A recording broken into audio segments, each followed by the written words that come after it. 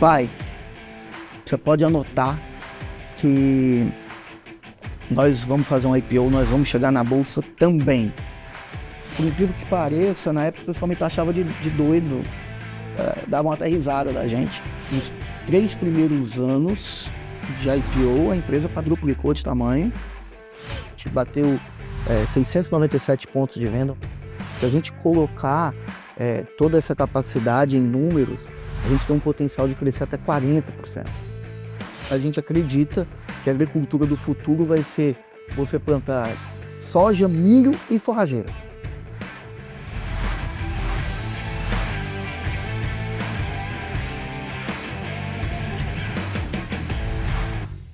Olá, bem-vindos. Eu sou Alessandra Mello e esse é o Ag Líderes, o primeiro podcast do AgFeed. É o nosso espaço dedicado a conhecer as ideias, as ações das principais lideranças do agronegócio. Estamos gravando no estúdio da nossa parceira, a FIA Business School. E hoje o nosso convidado é o CEO e cofundador da Boa Safra Sementes, Marino Colpo. Bem-vindo, Marino. É um prazer estar aqui, é uma honra. Obrigado pelo convite, Alessandra. Obrigado aí a toda a equipe do AgFeed pelo convite. Prazer ter você com a gente. A gente vai conhecer só um pouquinho da história do Marino Colpo.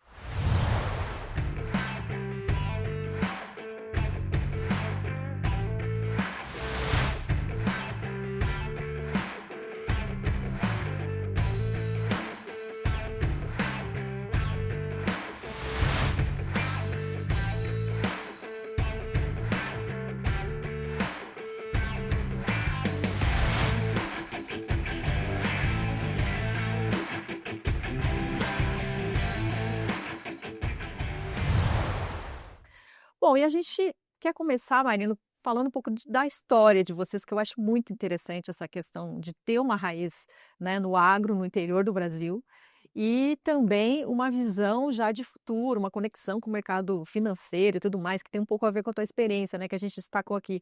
Me conta um pouquinho como surgiu a ideia aí da empresa Boa Safra Sementes, né, que tem um pouco a ver com a história da tua família também, né? Perfeito. É realmente uma história de família, né? Eu sou filho de produtor rural. Meu avô começou no agro lá atrás, né? Ainda no Rio Grande do Sul. Tanto avô como parte de pai, quanto de parte de mãe. Então a gente tem essa história.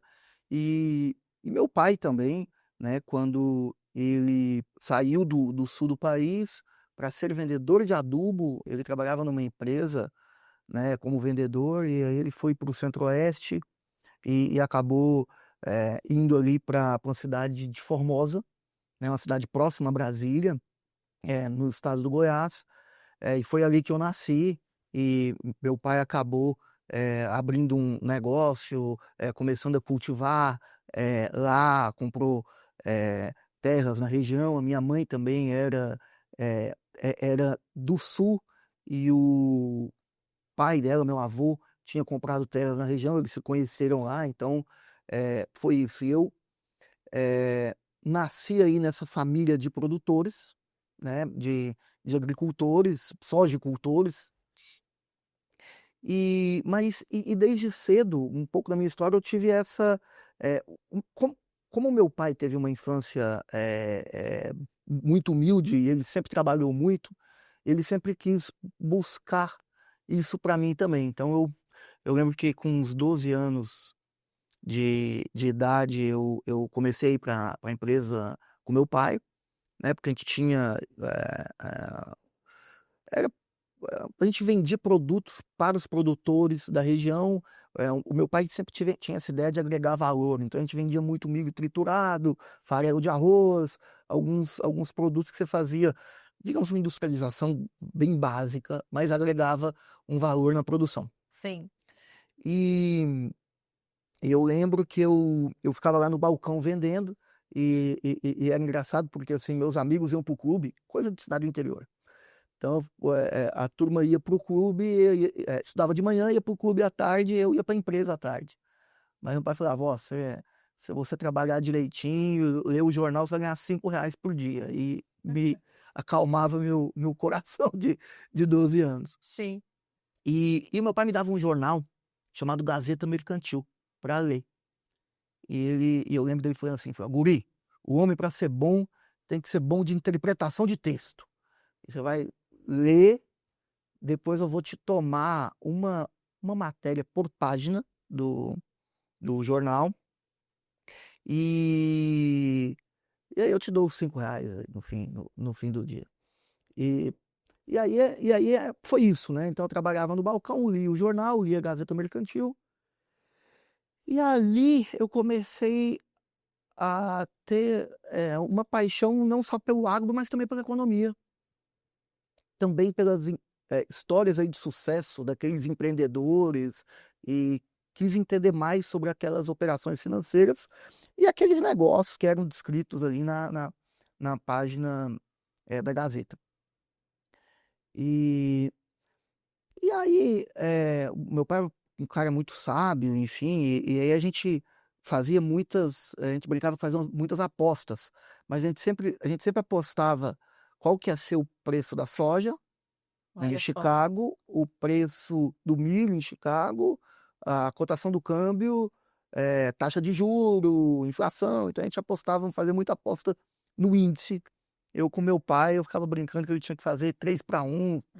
Eu nunca ganhava, sempre perdia meu dinheiro nessas apostinhas Sim. com, com meu pai. E aí teve, né, uma vez, eu devia ter uns 16, 17 anos, e teve uma janela de IPO. Então, o Brasil acaba sendo muito por janelas, depois a gente pode falar sobre isso, mas teve uma janela, uma oportunidade, e estavam muitas empresas chegando na Bolsa de Valores, fazendo IPO. E eu me lembro, assim, muito bem, meu pai sentado e falando assim, ó, guri, o grande empresário chega na Bolsa, né? Porque todo dia saía na capa do jornal um novo IPO, uma empresa e tal. E a gente ficava conversando sobre o que era a empresa e tal. E ele falava assim, ó, o grande empresário chega na Bolsa, tem que aprender aí. Aí eu olhei para ele e falei, pai, você pode anotar que nós vamos fazer um IPO, nós vamos chegar na Bolsa também. E aí o meu Muito bom. pai, como ele sempre fazia, ele abriu, pegou um papel e anotou, falou assim, olha, o Marino prometeu que vai chegar na Bolsa, me deu, falou, assina. E aí eu assinei, enfim, virou meu sonho grande. Que E legal. eu pude conduzir um pouco aí da minha vida profissional, um pouco na busca de cumprir essa promessa, mas é um sonho. Uma inspiração e tanto, né? Uma missão ali, né, que você recebeu. Que idade você tinha mais ou menos nessa época aí? Eu acho que uns 16, 17 anos. Entendi. E aí você foi estudar fora, né? E também buscou mais conhecimento em mercado financeiro, né? Foi isso, eu queria fazer economia para descobrir como é que funcionava melhor a bolsa, Uhum. né? Eh, Aí cursei um pouco de economia, acabei indo um pouco para administração, indo mais para administração, mas fiz na época era monografia, hoje eu trabalho de conclusão de curso, mas fiz a monografia sobre hedging, operações financeiras na bolsa. Aí consegui trabalhar como trainee na Bolsa de Chicago depois, né? Eu estudei no Brasil e consegui aplicar como trainee na Bolsa de Chicago.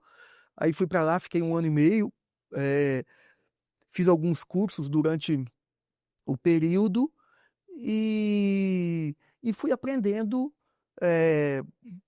juntando um, um pouco dos conhecimentos acadêmicos com um conhecimento na prática, a oportunidade no trainee, o que eu observava, eu li muitos livros sobre o assunto também. Na época, a gente não tinha essa facilidade que hoje tem, por exemplo, de, sei lá, o YouTube, mídias digitais, ou até um chat GPT que você consegue ir perguntando para ele muitas coisas. Você tinha que ir muito atrás, então acho que hoje você tem aí algumas facilidades, mas foi muito em cima do que você quer. Eu acredito muito que o ser humano, se ele é focado por um objetivo e ele tem vontade de aprender sobre um assunto, ele consegue. Claro. E a Boa Safra Sementes, como a gente conhece hoje, aí chegou na bolsa então em 2021, né? O que que você viu ali já na empresa naquele momento? Que oportunidade você, né? O que que te levou a realmente dizer, não é a hora de eu cumprir aqui a minha promessa que eu fiz pro meu pai lá atrás? A gente vamos lá. A preparação para a bolsa começou bem lá atrás. De fato, começou quando eu voltei dos Estados Unidos, que foi final de 2008, né? E eu já tinha esse sonho quando eu voltei. Então, quando eu voltei, eu já tinha. Você falou, poxa, eu quero chegar na bolsa, o que eu preciso? E eu sabia que eu precisaria de muita gestão, precisaria de um ótimo sistema, precisaria ter uma empresa auditada, precisaria organizar. Nessa época, a minha irmã também se juntou ali 2 anos depois, ela tinha ido estudar na França, teve a ideia aí das câmeras frias, que foi um aumento de qualidade para o nosso produto, né, que a gente vende a semente que o produtor usa para comprar. Então a gente juntou essas ideias, né? Mas eu acho que talvez o grande trabalho foi a organização do negócio. E a gente estava muito pronto e conversando com os bancos, né? Eu conversava com muitos bancos sobre o IPO. E por incrível que pareça, na época o pessoal me taxava de doido, davam até risada da gente, porque me falavam que a bolsa no Brasil não era lugar para o agro. Eu falava, mas como não é lugar para o agro? Não, porque o agro é 30% do PIB. Como é que não vai ter agro na bolsa? Eu falava, Marino, na bolsa só tem banco, petróleo e mineração. E ninguém vai querer uma empresa do agro, a empresa do agro tem sazonalidade, o preço da soja ou do milho sobe e desce, ninguém quer investir nisso. E, e foi uma grande barreira de não aí na minha vida. Mas enfim, sempre foi dando força para superar. E aí a gente teve a oportunidade ali no final de 2020. E eu acho que o que ajudou foi que a gente já queria, mas a gente também tinha um cavalo muito pronto, assim. Sim. Tinha uma empresa auditada já há mais de 5 anos, muito organizada, então a gente tinha feito o dever de casa. Quando a porta abriu, a gente pulou no cavalo, igual meu pai falava, Tem que né? aproveitar Tem aquele que momento, aproveitar, né? tem que aproveitar o momento, mas está preparado também. Então acho que é uma E aí questão dupla. a principal resposta que você deu para esses que duvidavam aí do agronegócio na bolsa foi os resultados que vocês mostraram nos primeiros anos, né? Que foi impressionante, né? O crescimento, né, que vocês tiveram num curto espaço de tempo, né? A, é, a- Nos 3 primeiros anos de IPO, a empresa quadruplicou de tamanho, né? É, foi a melhor performance da janela dos IPOs ali, daquela 2021, né?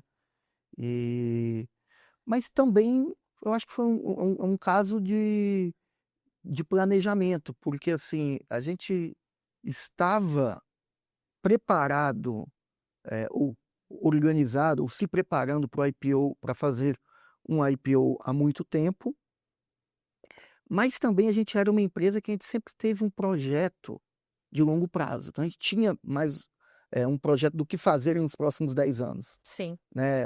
Um planejamento. É, e aí, na época do IPO, que é um dos desafios, é você mostrar para o investidor o que você vai fazer com o dinheiro. Porque as pessoas sempre reclamam do dinheiro, mas o excesso de liquidez é um problema. Tanto é que tem muitas empresas que às vezes entram na bolsa, captam muito dinheiro e não conseguem crescer.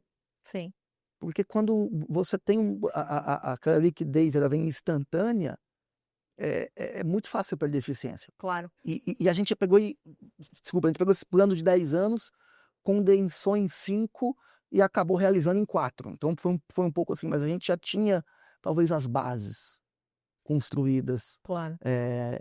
que puderam fazer com que a gente fosse mais rápido em ter um plano de como executar. Sem dúvida. Bom, a gente em seguida vai falar do momento atual, né, dos desafios do momento para a boa safra, mas antes disso a gente quer fazer uma participação aí do Marino no nosso quadro Super Safra.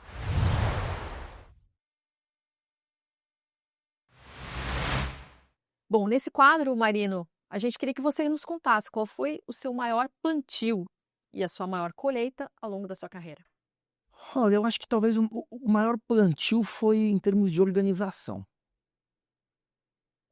Eu acho que essa, sem dúvida, foi o maior plantio e a maior colheita, porque assim, eu sempre ouvia do meu pai falar assim: a gente sabe fazer da porteira para dentro, a gente não sabe fazer da porteira para fora. Então ele falava assim: a gente é muito bom de produzir e tal, mas a gente não sabe comercializar, não sabe se organizar. E eu acho que esse foi um exemplo da minha vida. E é, quando a gente começou, porque a gente era muito na pessoa física. Então eh, eu lembro que tinham amigos, né, do meu pai, enfim, que falavam assim: Marino, você vai criar um CNPJ, você vai pagar um monte de imposto, você tem que ser um produtor na pessoa física, a empresa de sementes tem que ser na pessoa física, eh, você não está fazendo certo. E eu lembro que eu falava: poxa, mas se você for muito bem organizado, tudo, enfim, débito, crédito.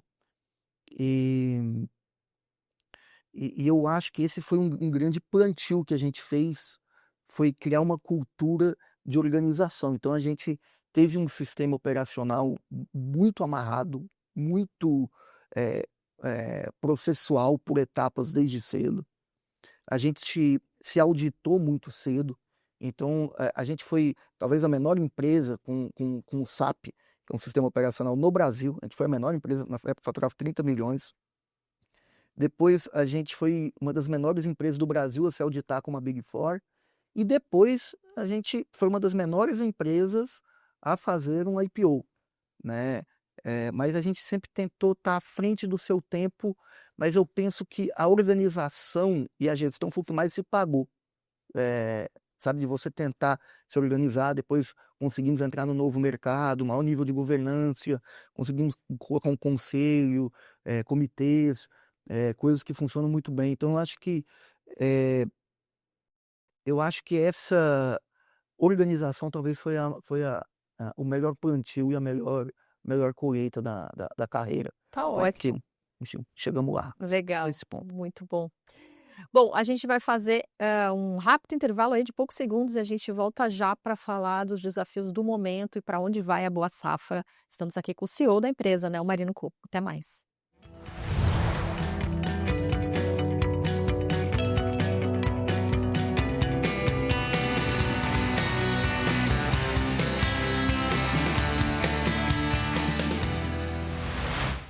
Estamos de volta com o Ag Líderes, um podcast do AgFeed, né, um espaço dedicado aí para conversar com os principais líderes do agronegócio. E hoje o nosso convidado é o Marino Copo, CEO da Boa Safra. Marino, a gente tem essa parceria com a FIA Business School, estamos aqui no estúdio deles e temos também uma pergunta aí dos professores da FIA para você. Vamos ver? Vamos. Vamos lá. Marino, recentemente a PwC fez uma pesquisa em nível global com CEOs do mundo inteiro, que 56% dos respondentes colocaram que as mudanças climáticas são um fator aí, o principal fator de risco de ameaça aos negócios dentro do agro brasileiro. E o segundo grande fator de risco, com 38%, foi a qualificação da mão de obra atuando dentro das organizações do agro, o apagão de mão de obra percebido pelos CEOs. Como é que você vê tanto a questão das mudanças climáticas como a carência de mão de obra qualificada, como fatores de risco de ameaças aos negócios e ao negócio da Boa Safra em particular? Bom, muito boa pergunta. Vamos lá, dividindo em dois blocos, a gente está tendo uma mudança muito grande no clima global. E isso assusta muito, principalmente quem é do agro, porque depende do clima. Então, eu concordo 100% que, assim, realmente hoje a gente tem grandes dúvidas de como vai ser, né? Do nosso lado, eu acho que, enfim, cada empresa tem que tentar fazer o que ela acredita que seja caminhos, né, para você tentar diminuir o impacto do seu negócio. E a gente está com duas grandes iniciativas, assim, que eu acho que de longo prazo elas contribuem muito para a questão ambiental. A primeira delas, a gente tem um laboratório, uma área de testes focado em utilização de tratamentos de sementes biológicos. Todos os nossos CDs, eles já estão com máquinas que permitam tratamento biológico. Então, hoje o que que acontece? Hoje você tem uma semente e ela geralmente ela é revestida, ela é recoberta. Tá? A semente é o grão que vai nascer, ele é recoberto geralmente com defensivos, como fungicida e herbicida. Hoje, a maioria dos defensivos utilizados são de natureza química, então são químicos que recobrem as sementes, né? E a gente tem um trabalho e já em fase comercial também, a gente já vende também defensivos biológicos. Hoje a gente tem uma dificuldade no tratamento porque para insetos os biológicos ainda não são tão eficientes, tá? Mas para fungos já são. Então eu acho que a gente tem uma dificuldade de tecnologia ainda para gerar a chave, mas essa é a tendência de você utilizar muito menos químicos no solo. A segunda iniciativa que a gente fez, já no final agora no início desse ano, em 25, a gente adquiriu uma empresa de forrageiras, tá? Então são plantas de cobertura. Hoje você tem um manejo, são formas de manejo, e tem crescido muito a adoção desse manejo, mas formas de você plantar outras culturas, tá? E aí é um mix de coberturas para que você diminua as doenças do solo. Porque, querendo ou não, quando você está na prática agrícola atual, muito como monocultura ou duas culturas, você vai substituindo soja, milho, você acaba multiplicando alguns patógenos no solo e aí você tem que utilizar mais defensivos para corrigir. Então, você entrou com essa técnica agrícola que é de utilização das plantas de cobertura, um mix de plantas, e aí você além de você resolver o problema no solo, quando você vai num cálculo de carbono, você tem um resultado muito positivo, porque você mantém o solo muito mais verde. Então, em tese, a gente acredita que a agricultura do futuro vai ser você plantar soja, milho e forrageiras, tá? Aí depois você mata aquela planta de cobertura, aquela forrageira, né? São diversas plantas, e aquilo ali, além de ele corrigir o solo, ele fixa CO2 no solo e ele serve de adubo orgânico também. Então, a gente comprou essa empresa recentemente, né? Chama-se Membras. Então, é muito nessa linha. E aí, se você juntar as duas técnicas, que tratar a semente apenas com biológicos e você corrigir o solo com o uso de outras plantas, a gente acha que esse é um modo do futuro. Claro. A segunda pergunta, sobre o apagão de mão de obra, hoje eu te digo que é um caos no campo, tá? Um dos maiores gargalos, né? Eu acho que talvez é um grande gargalo no Brasil.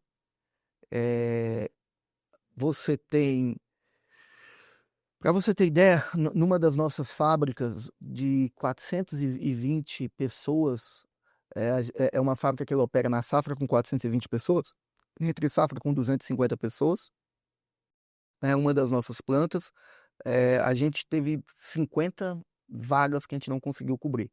Então você tem uma dificuldade muito grande de conseguir mão de obra, e no campo está cada vez mais difícil, especialmente para, sei lá, profissões mais básicas. Então, operador de empilhadeira, operador de máquina, operador de secador, auxiliar de serviço, balanceiro. Então você tem uma dificuldade muito grande que afeta a indústria, mas também o agro nas fazendas. Você conversa nas fazendas, a grande dificuldade é conseguir mão de obra. Nós estamos com um projeto pioneiro na Boa Safra de automatização total de uma planta. Então a gente tem 14 unidades. Tá? Uma delas a gente já está automatizando totalmente, já está funcionando. Mas a nossa ideia é realmente ir automatizando todas elas para tentar fazer com que as plantas precisem de menos gente. Eh, e, e você tentar substituir, talvez, os operadores das máquinas por um engenheiro. É uma das soluções, né, sem dúvida aí essa automatização, né. É, e em Excelente. outros fóruns que eu tenho ido, muita gente tem falado isso, e eu acho que é o que vai acabar acontecendo sempre. É bem importante isso, né. Bom, eu queria saber de você, obviamente, do momento que a gente está vivendo, né. A Boa Safra, entrou aí no mercado e teve esse seu crescimento muito forte num momento onde o mercado estava muito bom e tivemos preços, maravilhosos aí para as commodities agrícolas. Mas desde 23, preço das commodities mais em baixa, produtor mais apertado financeiramente, principalmente no ano passado, com essas notícias de recuperações judiciais e tudo mais. E aí parece que apareceu no balanço de todo mundo que opera no agro, não só da Boa Safra, né? Com receita menor, com às vezes lucro menor. Como lidar com esse momento agora? Me parece que é a primeira crise aí, entre aspas, digamos, que vocês têm que lidar, né? A gente tem uma história de crescimento muito forte e eu acho que a gente tem construído um time muito bom. Na verdade, o grande desafio do ano passado, para nós, foi muito mais o clima. Então a gente teve uma perca muito grande no volume de produção de sementes. Primeiro teve uma seca terrível no Brasil, depois um excesso de chuvas, eh, e para nós foi muito difícil, a gente não conseguiu fazer o volume que a gente estava projetando, e aí sim a gente teve aí um ano, que eu considero ruim, né, foi um ano com muitos desafios. É lógico que você tem um componente que o agro, como você falou, desaqueceu, aquele preço recorde da commodity, não está mais, toda aquela, eh, vontade do produtor de investir em algo tecnológico, em inovação. Você conversava com o cliente e falou: "Ó, esse ano eu vou mais devagar, vou fazer o básico aqui, o feijão com arroz", né, como a gente fala no Goiás, fazer o feijão com arroz e vou fazer o feijão com arroz bem feito. Então você teve também uma certa diminuição desse uso de tecnologia. Ela é parcial, mas eu considero que o grande desafio do nosso balanço foi realmente a produção que não ocorreu, Sim, né. Mas assim, a gente continua investindo, então a gente tem feito um capex, bastante elevado do IPO para cá todos os anos, e esse ano a gente está com uma capacidade produtiva ainda maior que a do ano passado, que a gente não atingiu ela, e maior que no ano anterior.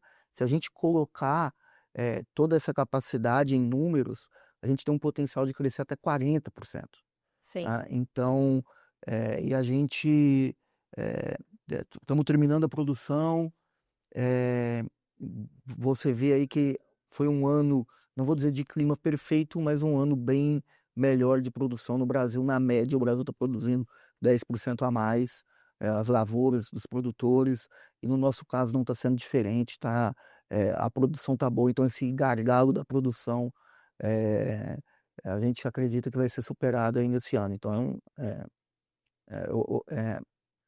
eu acredito que vai ser um ano bem melhor e a gente volta a crescer.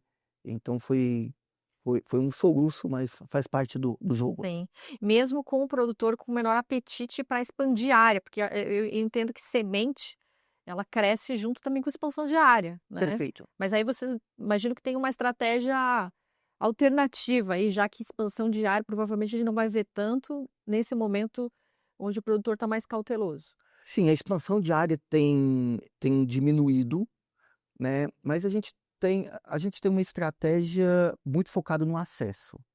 Então, a gente, tem aumentado a base de clientes, tem aumentado o número de lojas que oferecem a nossa semente, que a gente vende para revendas, as revendas vendem para produtores, então a gente tem focado muito no acesso e talvez resolver problemas dessas lojas. Então, um dos grandes problemas é a logística.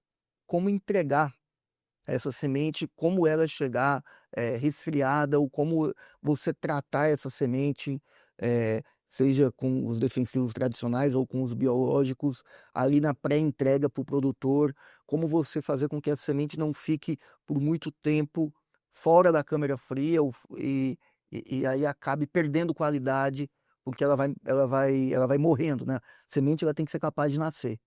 Então a gente tem trabalhado muito em resolver esses gargalos, em conseguir oferecer mais qualidade, em conseguir ter mais visita, em conseguir ajudar a revenda, a treinar a sua equipe e varejar mais, abrir mais revendas. Então a gente bateu 697 pontos de venda no ano passado, são muitas lojas. Esse ano a gente quer passar de 900 pontos de venda com nossas sementes. Então, assim, eu acho que essa é a ideia, de levar mais qualidade para a ponta, e talvez mais facilidade de acesso e dessa forma conseguir crescer num mercado que vai crescer mais devagar, tá? A área plantada, de fato, está desacelerando. A área plantada estava crescendo em torno de 3, 4% e pelas últimas projeções aí deve crescer 1,5, 2. Então o crescimento de área plantada diminuiu. Claro. Diminuiu no Brasil, apesar ainda do potencial gigante que o país ainda tem. Tá certo. E agora é hora do nosso quadro Insight Fértil.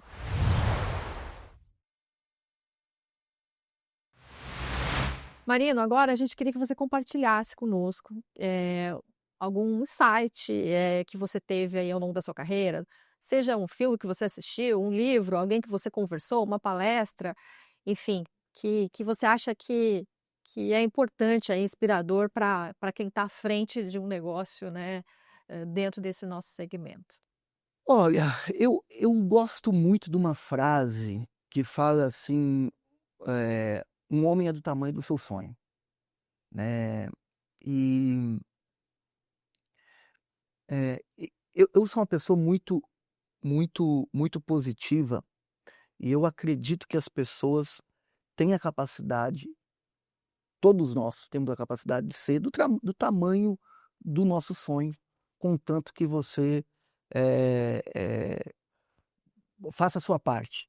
Então, tem uma outra frase que fala que você não consegue escalar uma montanha com a mão no bolso, né? Então você tem que pôr a mão para fazer.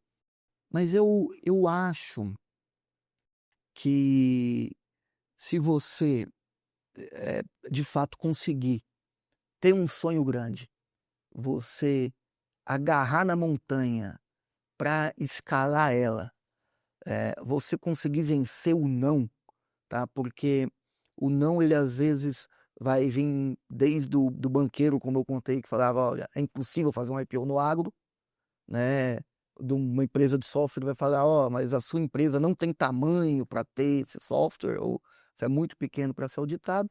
Mas às vezes vai vir até de pessoas que você gosta, que às vezes querem te proteger, mas você vai falar, vai contar de um negócio, e às vezes você tem algum familiar, uma pessoa que é seu amigo, vai falar: ah, pô, mas isso não vai dar certo, não faz isso, você tem. Então, assim, e aí você tem que enfrentar o não. Então você tem que ter o sonho, tem que trabalhar, e você tem que conseguir enfrentar o não, né? Fé em Deus, eu acho que acredita, que ajuda muito você ter a fé, pedir, mas você tem que encontrar essa força aí para passar pelo não. Mas eu realmente acredito que as pessoas são capazes de conseguir tudo o que elas querem. E você só tem que ter o pensamento certo, colocar energia e vencer as pedras aí no caminho. Sem dúvida, ótima dica. Bom, e qual deve ser o plano futuro da Boa Safra e como é que será que o CEO Marino Copo está vendo o futuro do agronegócio? É isso que a gente vai saber no próximo bloco. A gente volta em alguns segundos. Até já.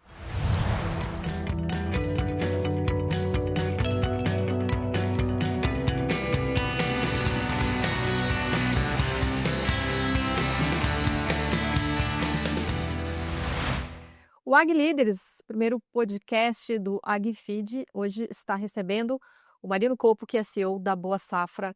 Marino, eu queria que você falasse um pouco dessa proximidade com o mercado de capitais, não apenas a presença na Bolsa, mas vocês também sempre utilizaram ferramentas mais modernas aí, né, de financiamento. Por exemplo, teve o Fiagro já logo no primeiro ano, vocês continuam olhando para isso. Esse ano teve a emissão do CRA, né? Explica o que motiva essa estratégia, como é que você está vendo esse mercado aí, que a gente sabe também foi abalado por aquilo que a gente falou antes ali, que é o momento um pouquinho mais desafiador do agro, né? É, é, de fato está num momento mais desafiador para o agro, mas eu vejo as coisas da seguinte forma. É, o agro foi algo que cresceu muito no Brasil, né? Antigamente a gente era um país que era muito dependente do crédito agrícola. Então esse crédito agrícola basicamente era uma linha governamental, né, subsidiada, para que o Brasil fosse autossuficiente em produção de alimentos, né? Eu acho que uma boa estratégia montada lá atrás não é algo desse governo ou de outro governo, é algo que surgiu há 30, 35 anos atrás, né, ou mais. Então, você sempre teve essa linha para crescer no agro. E aí o agro passou por vários momentos, porque ele foi sempre demandando muito crédito. Por que que o agro demanda muito crédito? O agro, ao contrário de outras atividades, né, ele não é uma atividade mensal. Ele geralmente é uma atividade de um período. Então você planta, gasta, investe, coloca os insumos e você vai colher daqui a 5 meses, né? E aí você planta de novo, vai colher daqui a 5, 6 meses. Lógico que tem outras atividades agrícolas, estou falando das culturas mais plantadas, mas claro que tem culturas que demora 1 ano, ou 2, ou 3, ou até 5 anos para dar a primeira produção, a depender da cultura. Então o agro sempre teve esse longo. Ele é diferente, sei lá, de uma indústria que você consegue faturar todo mês. Então você precisa de menos capital de giro. O agro sempre precisou de muito capital de giro, porque o ciclo é longo. Então, tudo começou com o banco público, depois veio para o banco privado, então você teve alguns bancos privados entrando, aí você teve o terceiro momento, que foi um crédito internacional, que veio para o Brasil através das tradings, ou alguns bancos internacionais, mas muito através da trading, e agora você está num quarto momento, que você tem uma parte do crédito vindo através do mercado financeiro, mercado de capitais. E, e a gente, como Boa Safra, a gente acredita que a gente tem que ser especialista nisso também, porque a gente tem que saber usar todas as plataformas de crédito, porque o negócio necessita de crédito. Não só o negócio da Boa Safra, mas o negócio de, eh, de todo o agro no geral. Então a gente tem sido, eu acho que você teve o Fiagro, que foi aprovado no final de 21. A gente montou um dos primeiros Fiagros da Bolsa, numa parceria com a Suno, né? Hoje a Suno é a gestora, mas a gente montou junto com ele já no início de 22. Então a gente teve aí um dos 10 primeiros Fiagros. Hoje é um dos Fiagros, é o Fiagro mais popular, não o maior, mas o mais popular em número de investidores, pessoas físicas. É um baita sucesso. É um fiagro que vem crescendo ao longo dos anos. Então, a captação desse fiagro ajuda a gente a vender a nossa semente para um produtor que precisa pagar a semente a prazo, então, porque ele não consegue pagar a semente à vista, ele quer pagar quando ele colher. Então, é com esse fiagro que a gente usa. E agora a gente utilizou para capital de giro também Uhum. um CRA. Fizemos uma emissão já em 25 do CRA em janeiro deste ano, e captamos o CRA. Hoje, o CRA ele tem um incentivo e que aí ajuda o tomador de, do dinheiro, porque o que acontece? Quando você vai. Vamos lá. Como é que um banco funciona? Um banco ele capta dinheiro de quem deposita no banco. Então você vai lá e você vai depositar, num exemplo hipotético, tá? Você vai depositar lá 12%, 1% ao mês, e ele vai botar um spread naquilo e vai emprestar dinheiro para uma empresa a 18. Estou dando um exemplo, tá? Então ele está ganhando 6 pontos de spread. Quando você vai no mercado financeiro, ou num Fiagro ou num CRA, esse spread do banco ele diminui demais. Basicamente, você está acessando diretamente o mercado. Então, eu acho que aí você tem que ter uma agência de rating, você tem que ter uma securitizadora, algumas empresas que adicionam, mas esse spread ele se torna aí 0,5%, 1%, dependendo do volume. Tá? Então, de fato, você paga uma renda maior para quem está investindo, para o aplicador, e você tem uma taxa de juros normalmente menor para a empresa que está tomando. Então, você acha um meio termo daquilo ali. Sim. Né? Como se você dividisse aqueles 6%, fala, ó, você fica com 3 a mais de investidor e a gente fica com 3 abaixo. Então é mais ou menos essa ideia, Essa estratégia, né? é essa estratégia. Bom, vocês fizeram um follow-on também no ano passado, né? Quais são os próximos passos? Aonde que esses recursos vão ser investidos? A gente está louco para saber qual é agora o futuro da Boa Safra, né? A gente investiu muito no crescimento, tá? Uhum. Então investimos em duas novas plantas, 3 novos CDs, inclusive esse projeto nosso de crescer 40% este ano, né, em relação ao ano anterior, foi com os investimentos do ano passado. Aí acaba que você investe num ano, mas só colhe normalmente no seguinte, né? Você constrói a fábrica num ano, ou o CD, enfim, num ano, e ele demora um pouco para ficar pronto, enfim. Os CDs nossos em torno de 8 meses para estar operacional, a fábrica em torno de 1 ano para estar operacional, mas então você tem essa distância de você colocar o dinheiro e aquele dinheiro começar a ser operacionalizado.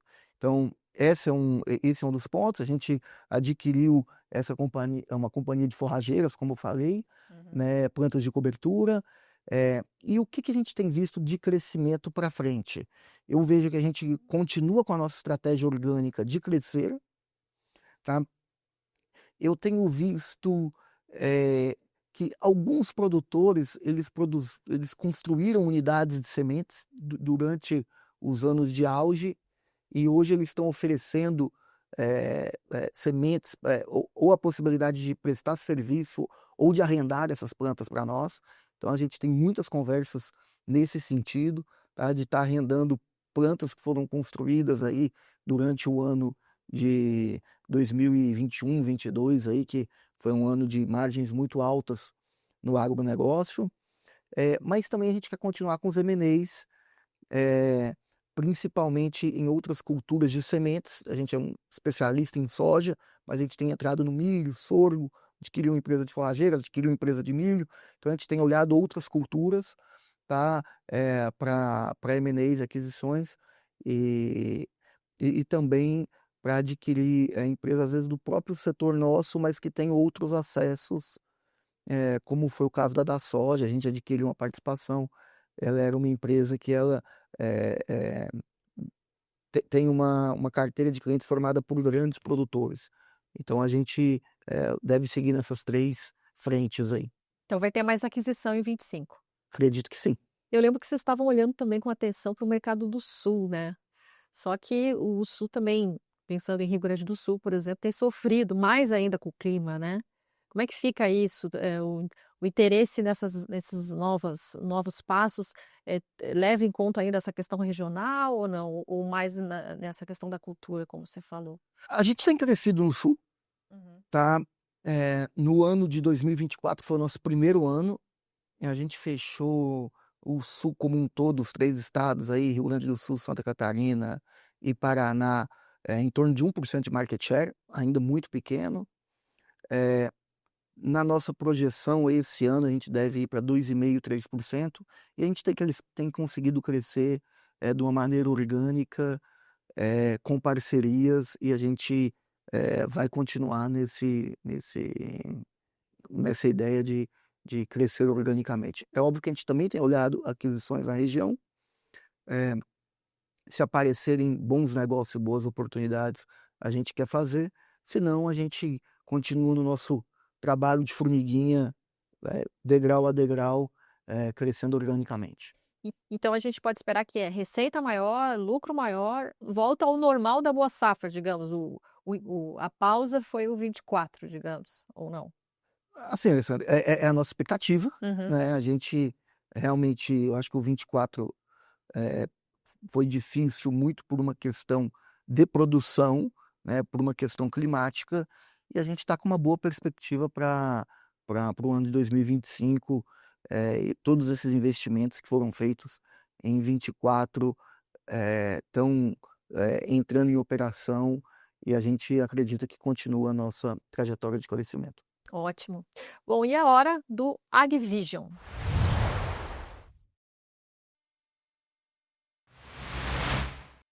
Nesse quadro especial, Marina, a gente quer falar assim, das tendências para o futuro do agronegócio, né? Como você vê o agro daqui a 10 anos, aí, em diferentes aspectos, né? Seja em tecnologia, em crescimento, né? Eu acho que quem está à frente de um negócio, né, como a Boa Safra tem que estar muito atento a isso, né? O que você vê aí para o futuro?